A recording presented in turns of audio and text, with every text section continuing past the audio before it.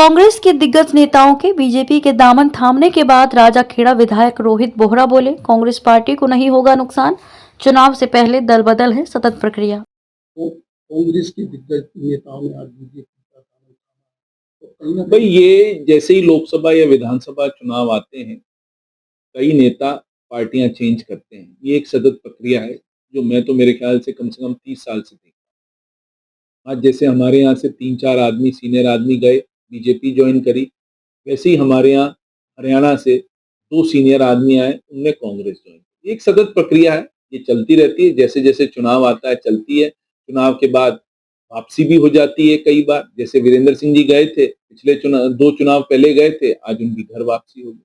तो एक सतत प्रक्रिया है जो ये लोकसभा और विधानसभा चुनाव से पहले होता है। नेताओं की बीजेपी में जाने से कांग्रेस को नुकसान हो सकता है लोकसभा चुनाव में। भाई आप ये सोच रहे हो कि भाई कांग्रेस को नुकसान होता है? भाई जहां जहां वैक्यूम आता है, जो आदमी जाता है, उसके रिप्लेसमेंट के लिए दूसरा आदमी तैयार है कांग्रेस के पास। और ये सभी पार्टीज में होता है, चाहे बीजेपी हो, चाहे कांग्रेस हो, कोई भी पार्टी हो, क्योंकि कोई पार्टी में एक नेता तो होता नहीं, उसके नीचे एक लाइन लगी रहती है नेताओं की, जो कि ऊपर बढ़ना चाहते हैं। तो एक आदमी का रिप्लेसमेंट होता है, दूसरा आदमी आ जाता है।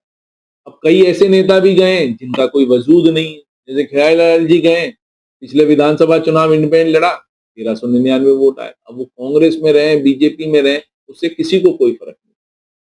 तो मेरा तो आपसे यही कहना है कि ये सतत प्रक्रिया है, जबकि लोकसभा और विधानसभा चुनाव में आती होती रहती है। कुछ लोग आते हैं, कुछ लोग जाते हैं।